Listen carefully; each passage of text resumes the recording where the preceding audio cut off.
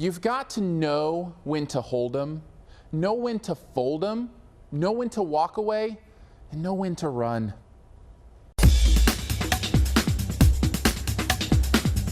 The Gambler is a remake of a 40-year-old movie of the same name about a man who seems to be the very definition of a gambling degenerate.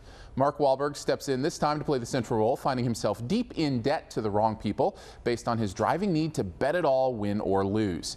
And I don't think it's giving too much away to say that the end result is usually lose.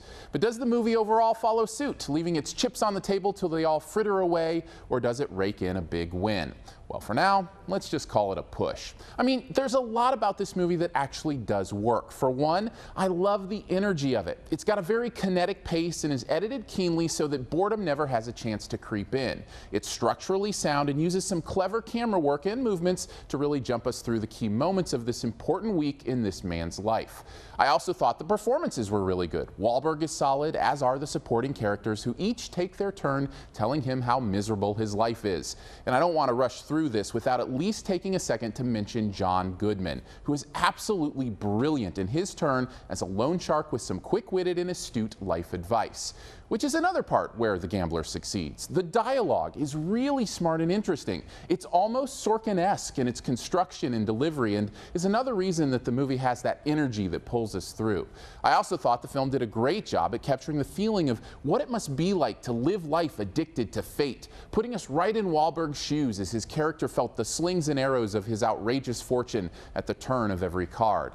Now, whether you've gambled or not, it's a good sense of both the highs of the risk and the lows of the self-destruction that come in giving chance the keys to your success and failure, putting the audience right in the middle of that depravity that comes with a compulsion to risk it all.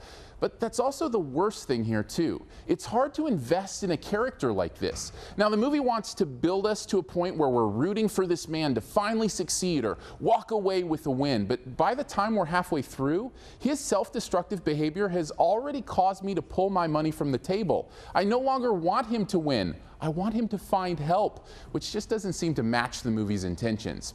Add to this that the story doesn't really hold much that we haven't seen before, and I think it unfortunately steals back a lot of the fun energy that the film's technical mastery had invested in it.